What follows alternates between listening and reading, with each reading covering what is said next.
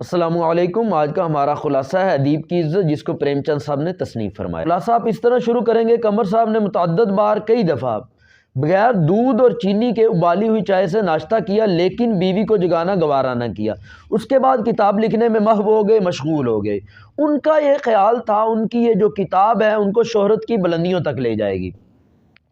جوانی ہی سے ان کو ادب کی خدمت کرنے کی بیماری لاحق ہو گئی۔ یہی وجہ تھی ان کو کسب معاش، رزق کمانے کے کسی اور ذریعے کی طرف ان کی توجہ نہ گئی۔ ان کی صحت گل گئی۔ 40 سال کی عمر میں ہی بڑھاپے نے آ کر گھیر لیا۔ غربت اور افلاس کی وجہ سے بعض اوقات ان کو ایسا لگتا، ایسا شبہ ہوتا کہ شاید ان کے مضامین میں کوئی خوبی نہیں ہے۔ یہ بات بہت حوصلہ شکن تھی، لیکن ان کی بیوی ہمیشہ ان کی دلجوئی کرتی، ان کا حوصلہ بڑھاتی اور کبھی بھی حرف شکایت زبان پر نہ لاتی۔ ان کی خراب ہوتی ہوئی صحت کو دیکھ کر اس کی بیوی نے ان کو سیر کرنے کا مشورہ دیا۔ قمر صاحب نے کہا کہ سیر تو وہ لوگ کریں جن کو کوئی مالی نقصان نہ ہوتا ہو، جیسا کہ سرکاری ملازم وغیرہ۔ مزدور بھی بلا سیر کرتے ہیں۔ اور دوسرا مزید یہ کہ مجھے اس زندگی کے بھار کو سر پر اٹھانے کی کیا ضرورت ہے، میں کیوں اس کی حفاظت کروں۔ ان کی بیوی کو، سکینہ کو یہ یقین تھا قمر صاحب کو ان کی محنت کا صلہ ضرور ملے گا، لیکن امید کی کوئی کرن نظر نہیں آتی تھی۔ ایک دن ایک رئیس کے ہاں ایک تقریب تھی، انہوں نے قمر صاحب کو بھی مدعو کیا۔ قمر صاحب پورا دن بہت خوش تھے، پورا دن یہ سوچتے رہے کہ راجہ صاحب کس طرح ان کا استقبال کریں گے اور وہ کن الفاظ میں ان کو جواب دیں گے۔ انہوں نے دن کے وقت سے ہی تیاری شروع کر دی، ایک نظم بھی لکھی۔ ان کی بیوی سکینہ کا یہ خیال تھا کہ راجہ صاحب کے کپڑے اچھے نہیں ہیں، یہ مناسب نہیں ہے، اس لیے ان کو دعوت میں نہیں جانا چاہیے۔ قمر صاحب نے کہا جن کے پاس دل ہوتا ہے وہ کپڑوں کی پرواہ نہیں کرتے، کپڑوں کی طرف نہیں دیکھتے۔ شاعر کی جو اصل قیمت ہوتی ہے اس کی نظمیں ہوتی ہیں، مجھے نادم ہونے کی، پریشان ہونے کی ضرورت نہیں ہے۔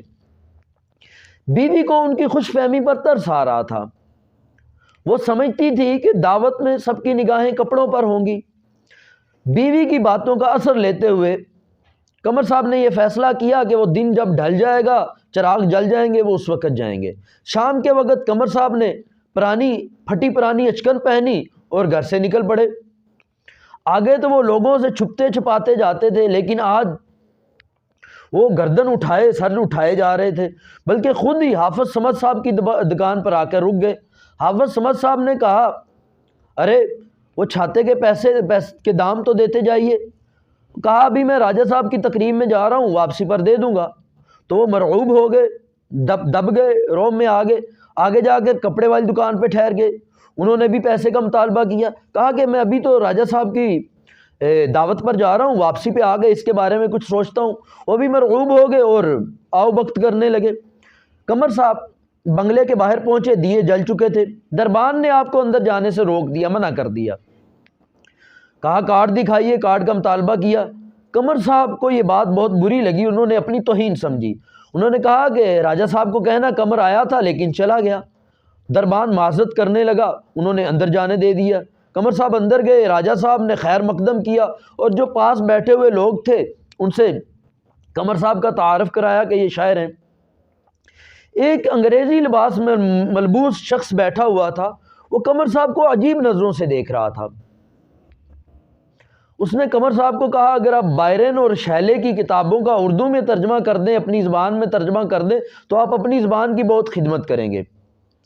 قمر صاحب اپنے آپ کو بائرن اور شیلے سے جو بار بھی کم نہ سمجھتے تھے۔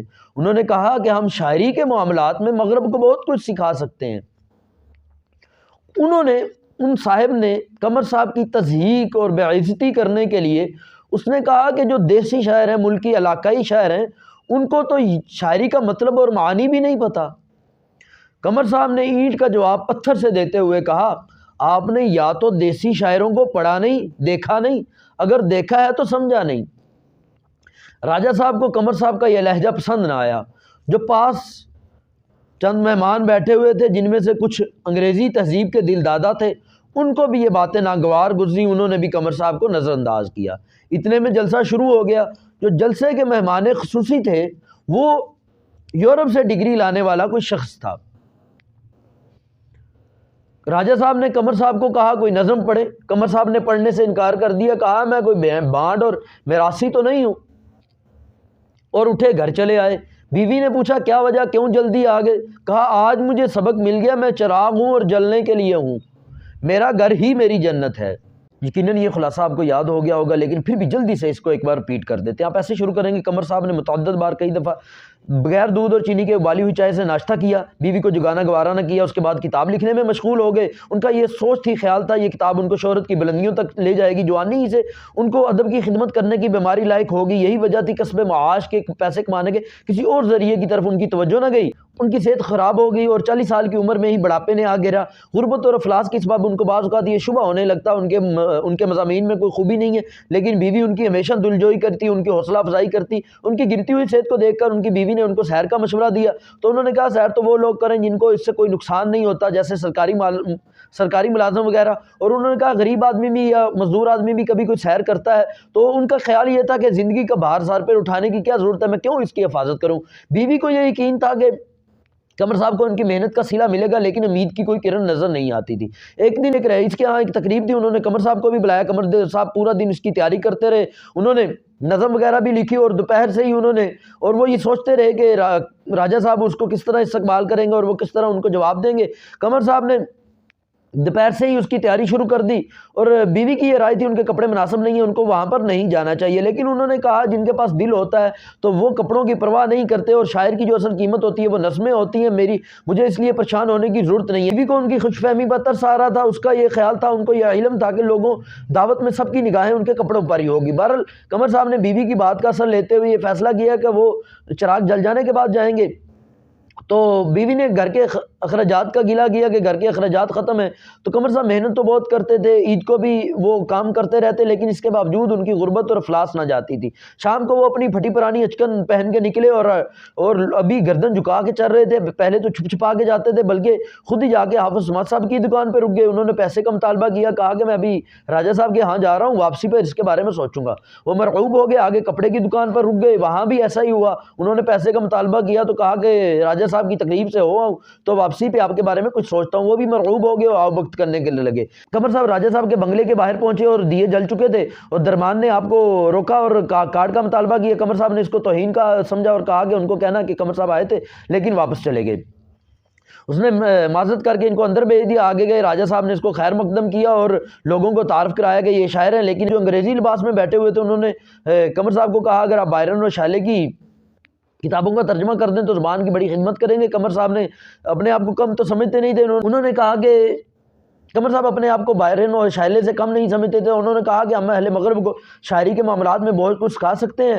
تو انہوں نے قمر صاحب کی تصحیح کرنے کے لیے، تسلیل کرنے کے لیے اس نے کہا کہ جو دیسی شاعر ہیں، علاقائی شاعر ہیں، ان کو تو شاعری کا مطلب اور معانی بھی نہیں پتہ۔ قمر صاحب کی یہ بات راجہ صاحب کو بہت بری لگی، اور جو باقی انگریزی دل دادا تھے ان کو بھی بہت بری لگی۔ تو اتنے میں جلسہ شروع ہو گیا۔ جلسے کے مہمان خصوصی جو تھے وہ یورپ سے ڈگری لے کر آنے والے کوئی شخص تھے۔ تو قمر صاحب کو راجہ صاحب نے نظم پڑھنے کا کہا، انہوں نے کہا کہ میں کوئی بانڈ میراثی نہیں ہوں، پڑھنے سے انکار کر دیا، اٹھے گھر چلے آئے۔ بیوی نے پوچھا کیا وجہ، کیوں جلدی آ گئے؟ تو قمر صاحب نے کہا کہ مجھے یہ آج سمجھ میں آ گئی کہ میں چراغ ہوں، صرف جلنے کے لیے ہوں، اور میرا جو گھر ہے یہی میری جنت ہے۔